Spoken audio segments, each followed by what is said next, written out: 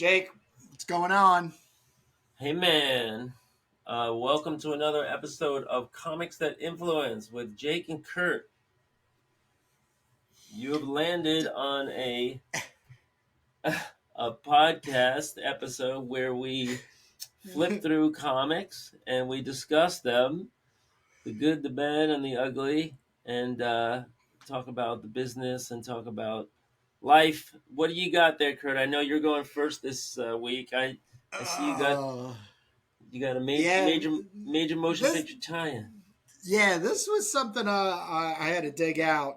Um, I, this is showing our age because Barb Wire, but more importantly than Barb Wire was Pamela Anderson, the Baywatch, and marrying Tommy Lee from Motley Crue, having a sex tape, and there's just so much that just like is magnetically connected to this comic book. Which, yes, it was a comic book in Dark Horse. It then got picked up as a major motion picture movie, and it was good.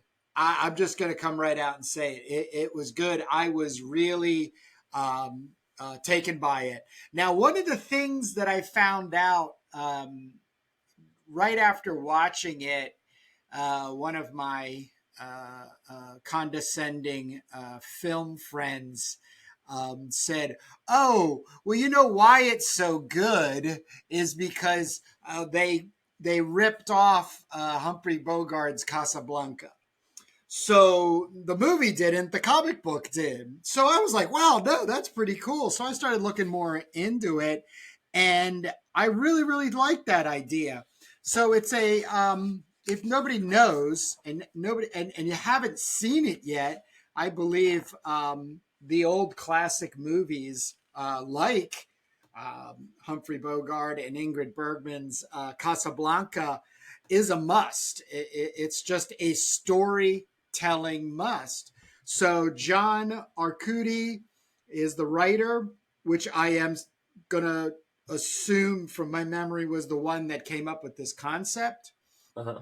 and then got Dan and Mike here and to pencil and ink and Andre to ink, and then Pamela to color. So you got Pamela? a whole Oh, squad oh, there. Yeah, Pamela Rambo, by the way, Pamela Rambo is the okay, but colorist, it's but not Pamela Anderson, it's right? not Pam Anderson.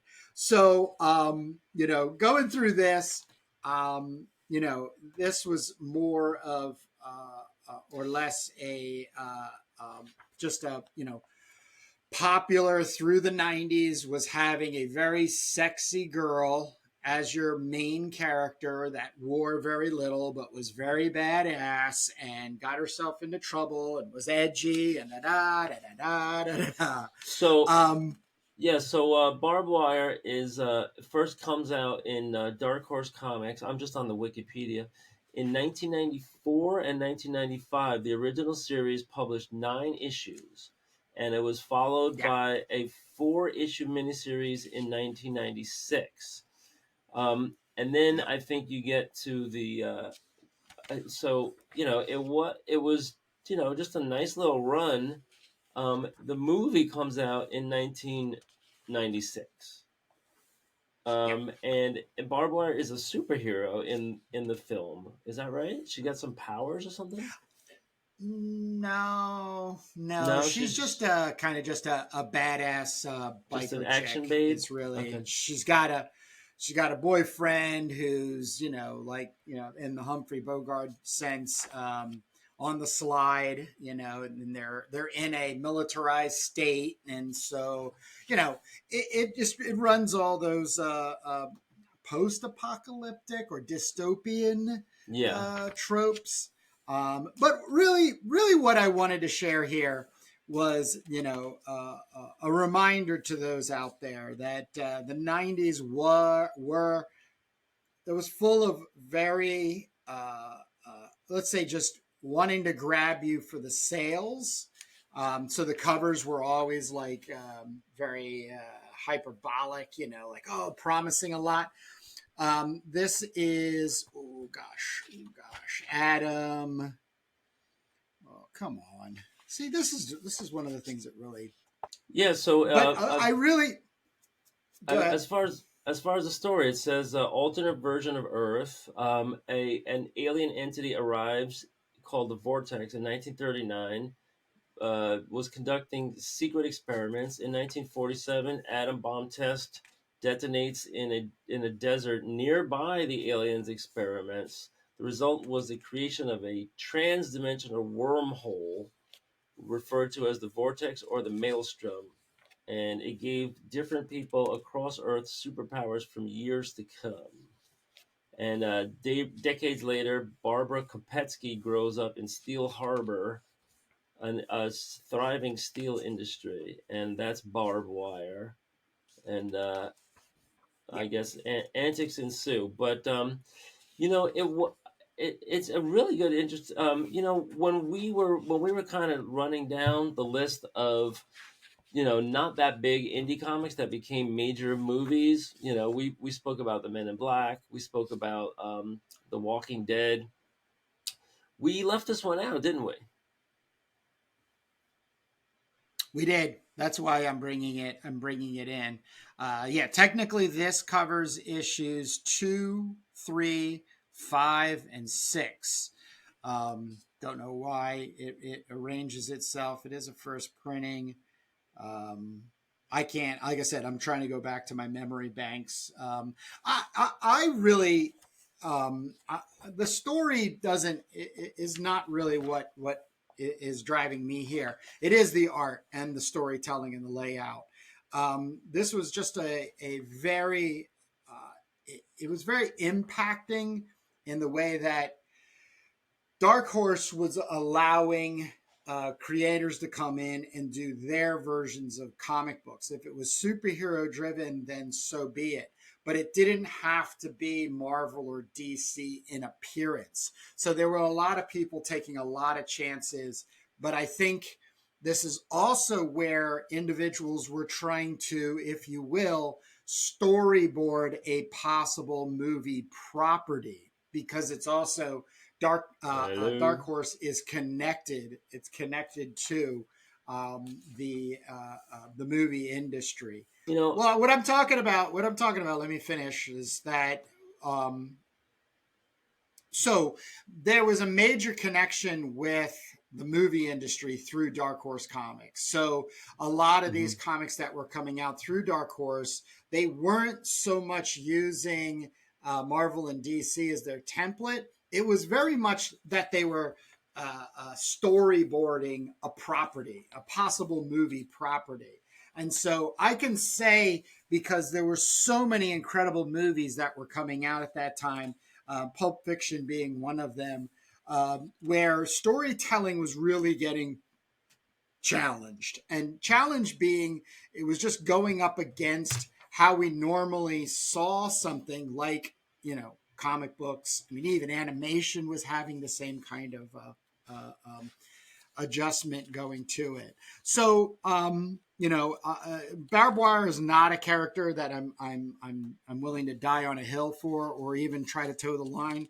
That I know an incredible amount of it, but I can say right now that the thing oh here you go the thing that has me so much more interested in maintaining this as a copy in my collection is the graphic storytelling. I don't know really what it is. I don't think it's anything special, but the one thing that I feel it has is a very nice consistency. And if I dare say, and then I'll turn it over to you to let you have your way at it, but it has there's a bit of a Watchmen feel to it. But That's what I was gonna say. Yeah. and I'm just saying that just to kind of thing, but it doesn't though. It doesn't. So that's Well, where I think obviously, things were moving through. yeah, obviously the writing isn't as good as Watchmen, and the art isn't as good as Watchmen. But what I see is, it's kind of like straightforward, storytelling, like like the art style, right? It's a very like facile kind of utilitarian art style, where their number one thing is like, tell the story, don't get in the way too much. Number two, it's just like, pretty general, the coloring and the comic book, that's something that the Watchmen, had a lot of too. But I am reading the wiki, and it has some interesting stuff. There's the characters. They have the machine, a man whose body is inhabited by a self-repairing machine colony, making him an advanced cyborg. You have Motorhead, a drifter with psychic powers who is bonded to an ancient, powerful artifact known as the motor. Wolfgang, a group that believes gangs shouldn't go too far in their activities and victimize the city. The Wolfgang includes five superhumors: Burner, Bomber, Breaker, Cutter, and Wolf, also known as Hunter. Enhanced senses. The last ally is Ghost, a popular Dark Horse comic character with ghost-like abilities, who has a brief crossover with Barb Wire. It's seems like there's more than average story plot, world building, characters. It's the '90s, so it's not a lot of competition really. It looks like the art is doing a pretty good job. They have some nice splash panels, some drama to it. So all in all, I would say it's a good effort, but it's yeah, you're right. It's not going to be like on our favorites list. Um, One other thing that just pops up when you just stick Barb Wire into Wikipedia is you get a cover. The 2015 series that lasted 8 issues um, had a Adam Hughes cover on Barb Wire #1, and in the on the cover she is holding a baseball bat. She's got a gun and his handcuffs and a guitar and everything, but she's holding the baseball bat. Excuse me, and it looks just like Harley Quinn. You know, I'm not sure who came first or whatever, but um, it's a real striking pose. So I don't know if the Harley Quinn people saw that and kind of lifted it, but Yeah, who 2015 knows? I sounds think like sounds like yeah, but the thing, like I said, the reason I brought this to Comics That Influence is that the reason you and I are doing this is, we're working on our own comic book every Sunday. It's called Turbo Pit Fighter, and we just so happen to have our first teaser available with a look like you link just in the happen to have the a link below in order for you to purchase the first 6 pages of our story. So we're dealing with a strong female character. Now, strong can also be something along the lines of just cunning, the mental ability. It yeah. doesn't mean they have to have muscles or, all the attributes that come with masculine strength. But with that being said, you know, I have to just say there's going to be books in your collection that you should have only because they carry a heavy amount of weight to them in something good. And for me, I feel this comic is very well written, designed. The printing, excuse me, the inking and the coloring and all that kind of stuff can be a separate conversation. But I'm really just focused in on having things that are within reach that you can go flipping through and have that reminder that, oh, wow, I could do something like this. Watchmen, on the other side of that conversation, is very lofty a goal. And I think a lot of things that really pull people down for not wanting to or not feeling like they can accomplish a comic book is matching themselves to things that just have iconic value. There's a lot of stuff up there, and I feel this is a bit iconic only because of Barb Wire and the whole movie and Pam Anderson. But it really does serve you as a comic book artist to have something like this in your collection. Also, I'm remembering that I think the reason was either I don't know what the timing is, but there was a comic 4-issue miniseries that came out called the Super Patriot. I think it was created by Eric Larson, but this guy Dave Johnson did the art. And I still, every time I flip through that set, go, holy moly. Like, there's just so much happening there that I've tried to make my own entry into that type of storytelling and just felt like I failed miserably in comparison to Dave Johnson. So, like I said, I'm bringing this in. It's a great story. It's a great character, and it's something to have as a support mechanism, a launching Yeah. point Yeah, for looks like it's somebody got a to be lot. able to tell a story. Looks like it's got a lot of action. It does, It, Jake. It does. It really it hits all of our bells and whistles yeah, for I mean, I would on probably, that. I think some of the panels, seem a little bit like sparse on the layout, but mostly good. It's also a very like kind of traditional black ink line. Yeah, I don't know if they're photoshopping. I guess they're Photoshop color, but they're not doing too much with the color. And our usual Yeah, complaint it's about not the flat. color Yeah. is that the color. I mean, the colors they're it's too colorful. Mostly it does it doesn't give you a sense Yeah, of it's very. realistic lighting. Yeah, we're very hard on colorists here, but Yeah, I'm not just even gonna bother. ju- just to put a bookend on it. Yeah. Barb Wire was the movie. Um, was directed by David Hogan, who also worked on Alien 3 and Batman Forever. Had a production budget of 9 million. It was a box office bomb, grossing less than 4 million in the US. Panned by critics, Robert Ebert pointed out that the film's plot was identical to that of Casablanca and derided the lowbrow attempts at sensuality, but praised the cast and crew's approach to the material. The filmmakers must have known they were not making a good movie, but they didn't use that as an excuse to be boring and lazy. Barb Wire has a high energy level and a sense of deranged fun. He gave it 2.5 stars. Um, let's see. Janet Maslin of the New York Times criticized Anderson's performance, comparing her to Barbie and Barbarella.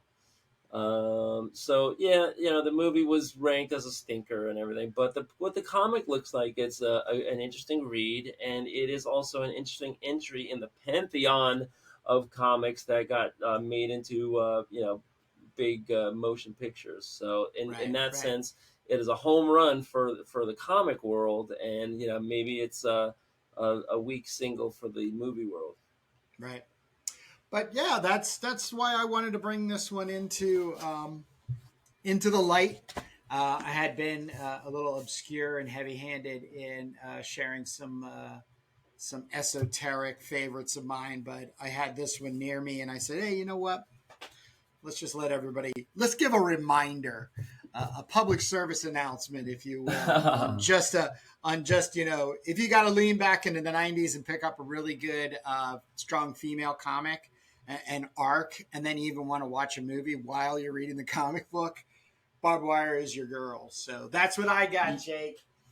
Yeah, I also see on that cover is similarity to Shotgun Mary. We mentioned Harley Quinn, so definitely a strong female character. I mean, or I guess like a kick-ass female character. I don't know if she's physically strong, but yeah, as you can see here, my comic for today is Cloaked in Secrecy. Yeah. So I'm hoping. I think my arm level here, my camera arm is at the same level as last week. So are you ready? I am. Obviously, I have a Newberry Comics near me. It's in the mall. I picked this up and Whoa, dude. Very cool. Very cool. We've been talking about this for weeks. This is great. This is great.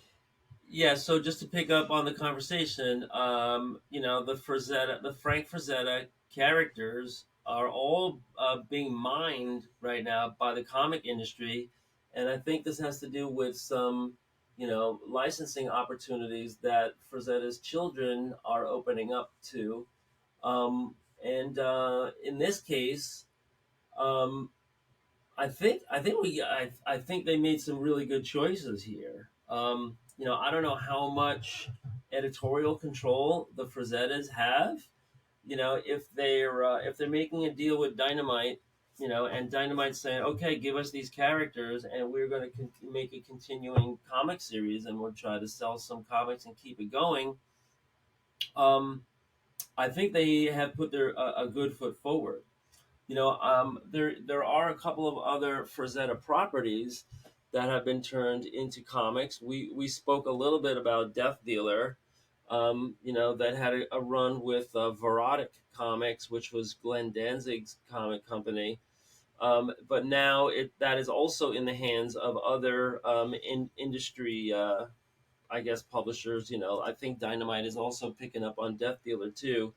Um, but if we look at some of the other paintings and we try to make characters out of them to try to launch a comic series, who are they? I mean, Vampirella was is a good example. It started out as a painting for Creepy or Eerie or one of those magazines, and then Yeah, ended up getting cover. her own book.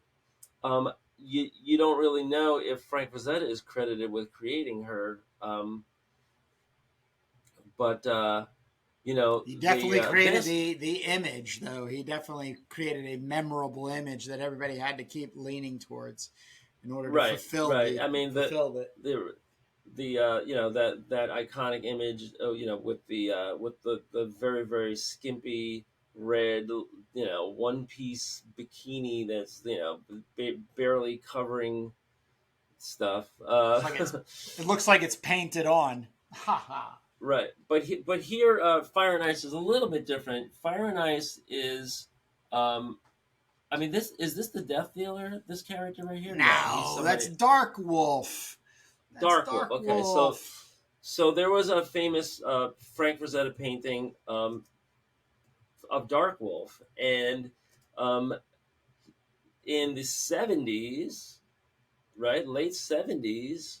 Oh no, sorry, 1980. In 1983, a collaboration between Frank Frazetta and animator Ralph Bakshi resulted in Fire and Ice, but it was based on the Dark Wolf painting, the painting of Dark Wolf. It is a very cool character, but Fire and Ice is a movie that I highly recommend because the animation is mostly rotoscoped. And anytime you have rotoscoping, this goes back to the Fleischer brothers and the 30s or the 20s and the 30s. But they had the idea of let's take actual film and frame by frame, we'll paint over it, cartoons over it, so that it looks like very realistic. And they do that in Snow White, and they do that in lots of different you know lots of different. Um, I guess animation, but over the years. But Fire and Ice is a great example. Ralph Bakshi did it a lot. So let's dig in. So I Before want to we ask do, you, do not spoil it for me because I have to get out there and get a copy myself. So only go through like maybe like I don't know less than uh, half, please, because yeah, okay, I have been I'll try waiting to. forward. I've been looking forward to this for a while now. So Yeah, and just so people can see here, this is the original Dark Wolf painting uh, with a big Frazetta, signature on it. It's worth millions. God knows how much it's worth, but so this kind of launched a series. I'm not sure, who developed the script, but it's actually a pretty good script. Fire and Ice. You have the Ice Lord and the these characters. So let's see some of this art. I mean, this cover's great. I don't know who did the cover, but it's definitely in the style of Frazetta. Um, so the writer is Bill Willingham, who I think has been around. If that's the same Willingham that worked on Elementals, I know there Yes, it was a is. Willingham. Yeah, so he's been around. I think he goes back to like Pacific or First or Eternity or some of those older comic Yeah, in and his indie biggest comic. thing was Fables. He wrote Fables, I think, for DC. So Okay, yeah, but yeah, yeah, he's been around a long been time. around, been around the block. Um, Yep. yeah, so here, unfortunately, they have a I don't know, fortunately or unfortunately, but they start the storytelling with a very kind of like primitive art intro here, and I know you're dying to see like the real deal. So here's the artwork. Bill Willingham wrote it. Leonardo Manco is the artist, and so he's doing the pencils and inks, and then we have a and he's doing the colors too. Wow. Um, and then we have a letterer and an editor. So that's it. The one guy is handling pencils, inks, and colors, and the letterer is, you know, to my dismay, is just typing in a font and hitting print. I guess they lay this on Photoshop after, but um, so the first thing we see here, the double page spread, this is actually a good way to bring us into a story. It's kind of like a map, but it's also kind of like a satellite photo, and it's kind of bringing you into this world. And here we are. We don't see any of the recognizable characters yet, but we're seeing this whole kind of like tropical jungle scene. I would say this is an example of good coloring because it's not too many colors. You're really in a theme. You have a sense of the lighting. Limited palettes are good. For a page. There's a little note here. Special thanks to Sarah Frazetta and Joe Weber. I don't know who Joe Weber is. I wonder if that's maybe Sarah Frazetta's husband. That's just speculation. But yeah, so the art is definitely good. Like these are very very realistic figures, and we always talk about when you're drawing small, keeping it realistic and small is always a challenge. Yeah. Um, I want to point out this kind of I guess technique or trick that Frazetta is known for. That all of his you know disciples or followers are also doing. It's like you're only drawing enough grass, or background underneath the character, to hold their weight, and then the rest just kind of disappears, so that there's kind of like a floating on a cloud like feeling, like they're not drawing the grass all over the place. um Here you see this is a character that we know from the story. Do you recall the character's name, the ponytail guy? Lorne. Lorne. Right, good one. Yeah. um yeah, and so he's making his appearance here, but really really good art on these couple of pages. I'll do one more spread. Oh, never mind, we're getting an ad here. um this is not just Sheena, but like the world of Sheena. We got Sheena, Queen of the Jungle, and then the cosplay cover here with Rachel Holland. Let's do one more spread of Fire and Oh, Ice. wow. Wow. There you go. Okay, so like I said, limited palette, and really good. Look how this the background's there, but it's just kind of like melting away, right? That's great. Here this guy's talking, and then all of a sudden his whole freaking life is over. He's getting an arrow through his mouth. Um, The only thing I'm going to complain about is, again, the lettering, because these word balloons are really bright. And why would you have these beautiful colors and this It seems beautiful limited so. palette art, and then just It's break it so up with these white, strange. Yeah, it's so strange how big white they bubbles? constantly have to keep coming back to that. Yeah, just don't understand it either. And So my recommendation, if anybody's listening, is make the word balloons a little more matching of what's going on the page. It could be just like an amber, it could be yellow, maybe it's different color every panel. Right? Make it. I mean, you want it to be legible, you want it to pop out a little bit, but this is popping out so much. Like this is classic art for the ages here. And then Yeah, these it word is. balloons make it seem like a typical Avengers comic, from a newsstand instead of like, a storytelling experience. And I don't know why, people just stick to these conventions, like this. And then we could also, quibble about, using a font. The font's good. It looks like hand lettering, but it's a font.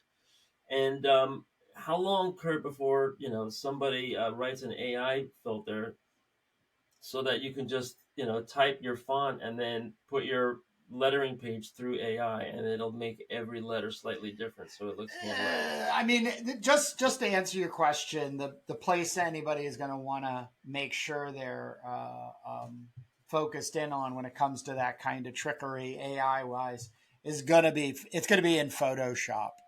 Is so. I'm about ready to upgrade Right. It myself to could.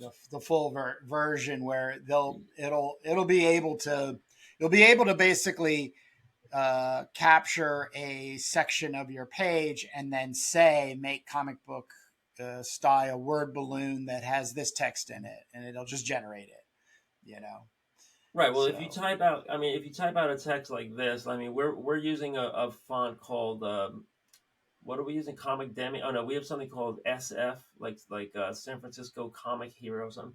But there's going to be a time where you type a font like this, and you just need the filter to just change it a little, kick this one over, make that but one a that's little my slanted. point. That yes, see, it would be even neater if, like I said, you just lassoed a section of like a bubble. You made a bubble above someone's head, and then you just told the AI part of Photoshop to make the comic book bubble, but using this text, it would it would generate it.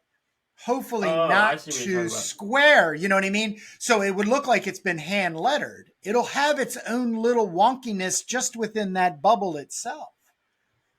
Right. So you're saying I'm talking about like let's say you just have the Digitally, the, the yeah, layer digitally placing. Yeah, yeah. with the No, I'm letters, and saying you say, digitally okay, we integrating it. Yeah, like it's right, and being you're hand saying, lettered. Yeah, yep, yeah, you're saying create the balloons and everything. yep, Yeah. yep, yep. Because In non-obtrusive we're spots. using a font only for layout, and then we're hand lettering it. So we're using that as a template to be able to hand letter over it. So, and we're kind of still learning and figuring out that process right now. Definitely going into teaser number two. Right. So yeah, and sorry folks if we get waylaid on the lettering, but I'm big on lettering. So I'm gonna go over these pages again. I notice like there is definitely some I think this artist is definitely referencing Frank Frazetta's paintings over and over, to lay out his stuff. Like I want to say like this one right here, it definitely looks like it's referencing something that I've seen before, in Frazetta, but the whole thing. And I won't go too far deep. Let's go. Let's skip ahead and get one more spread here so we can see later on. Right. I mean, this is killing me here. So we have these two word balloons coming out of a hut, and they not only do they have the word balloons are just so bright white and distracting, but they also have these little, I guess, little star things on there. That's completely unnecessary, I think, or they could have done it a different way. Meanwhile, all this great artwork, pencils, inks. You don't know if they're doing inks nowadays. They could be going straight to a tablet nowadays. Really good. These women are drawn really well too. The drapery is drawn really well.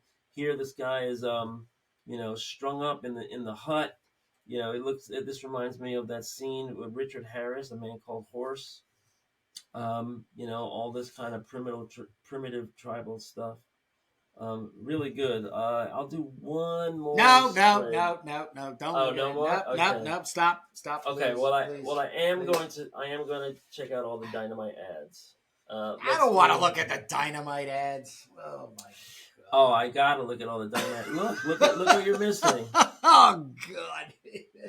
I can I Look what can you. I want to jump in before we leave Go ahead. the whole thing. So not only Frank Frazetta, I believe the artist Manco is utilizing, but there is a great Warren magazine comic book artist that ran a comic book series called Hacktor, Haxtur,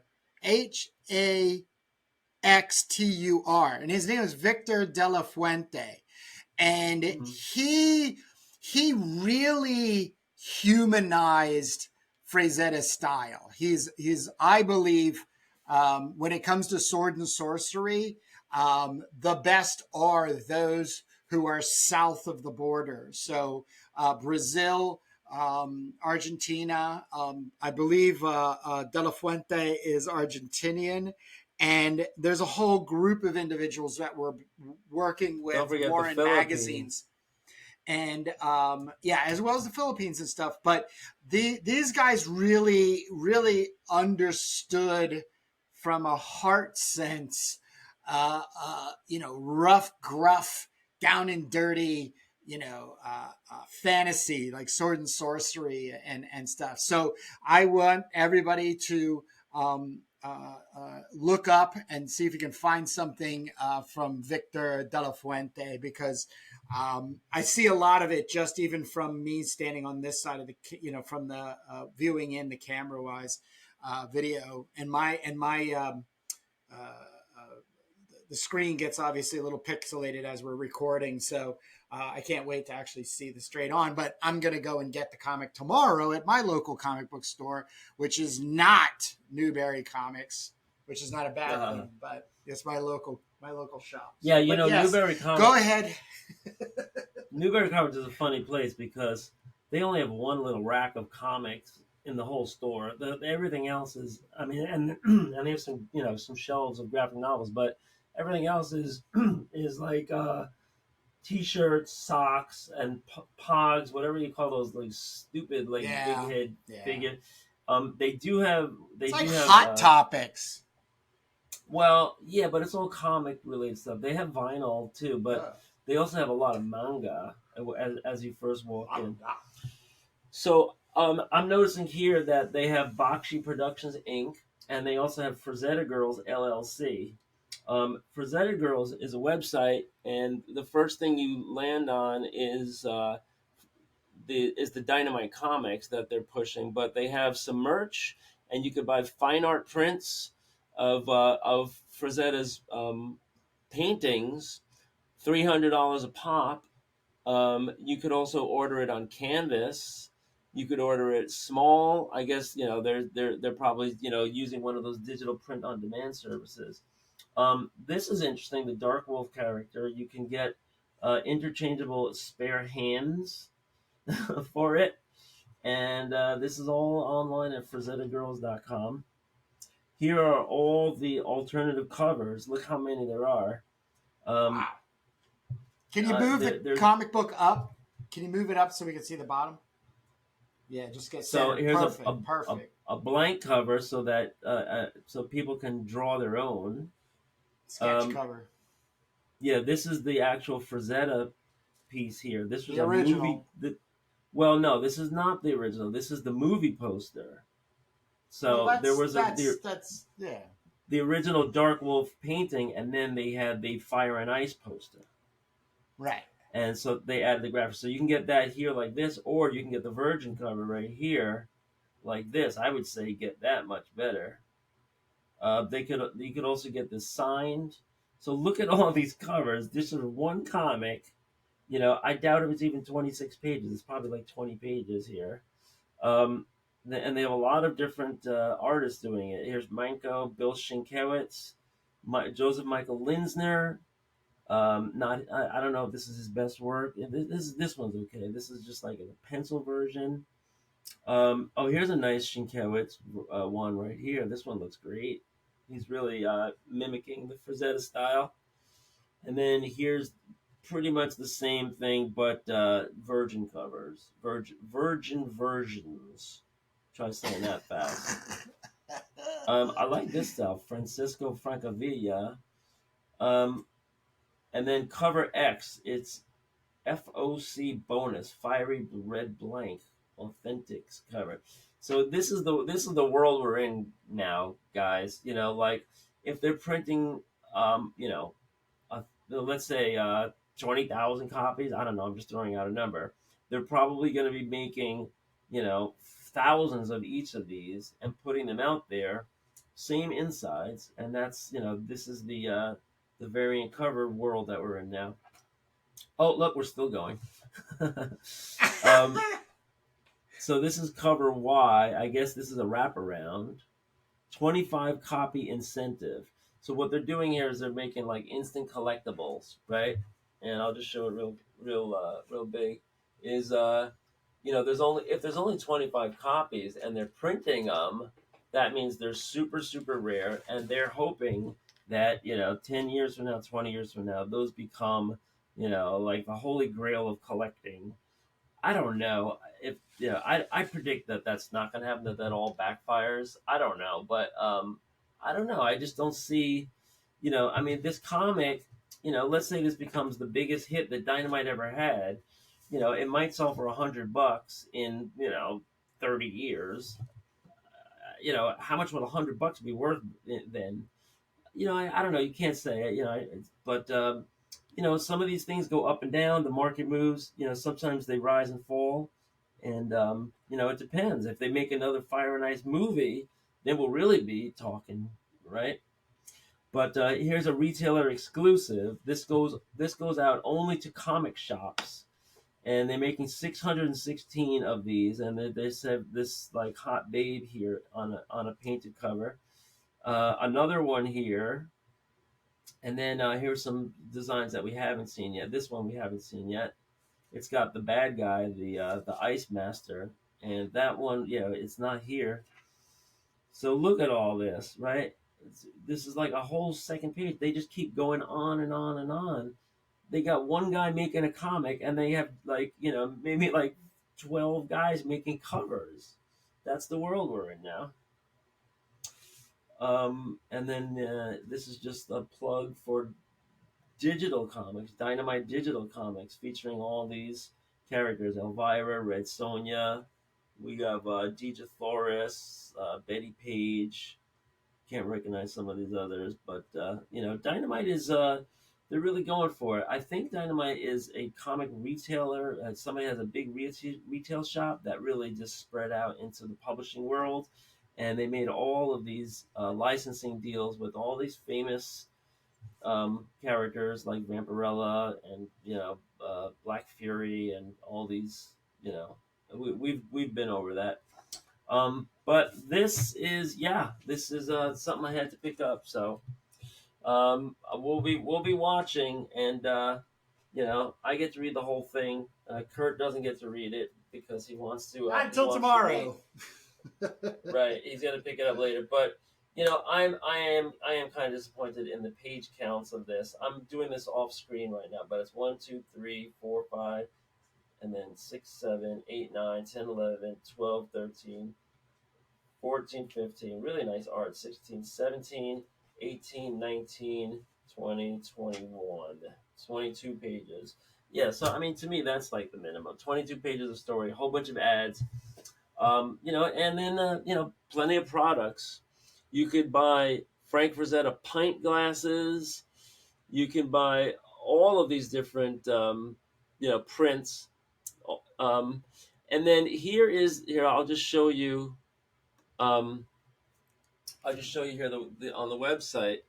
Um, they're selling this Dark Wolf thing, but besides the Death Dealer comic and the Fire and Ice comic, it's coming up any second now. You're going to see this other comic, which I flipped through. No, not this one. Oh, wait. Yeah, no, this is just an art collection. And this is some Death Dealer merch. You can get the light up keychain. That's a must-have. Secret Lair. So they're doing some Frazetta cards from Magic the Gathering. These are the prints that I spoke about that look like they're about $300, archival prints. And then here's some limited edition Gisli prints. Gisli. So here, right here. See this? This is the other comic. It's called Dawn Attack. Frank Frazetta's Dawn Attack. And that is a famous painting of a sci-fi chick. And they made her into a character, and they made a whole storyline around it. I saw the comics in the shop. Didn't buy those, but I bought this. And so the Frazetta world is coming alive, and I think it's good. You know, you might have some hits and misses, but let's keep it going. Let's keep the fun going because Frazetta isn't painting anymore. Let's and let's see what comes of it. So, do you want to wrap us up, Kurt? Yeah. Thank you for joining us. We do have our first turbo teaser we're plugging, and we're going to keep plugging because that's why we started a YouTube channel now. So Jake and I are working on Turbo Pit Fighter, the making of. That's our primary feature segment in the Turbo Pit Fighter channel.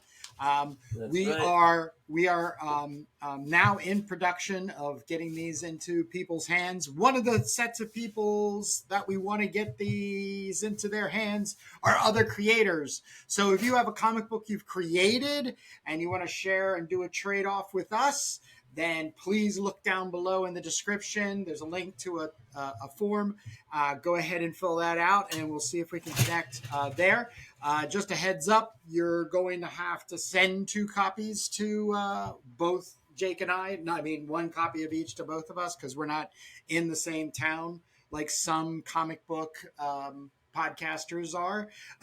But we're really excited about this, and we're already working on the second, like I said, in the making of Turbo, where we are the first 2 comic book artists to work together on a podcast and a comic book, obviously. Live and split screen. Live and split screen.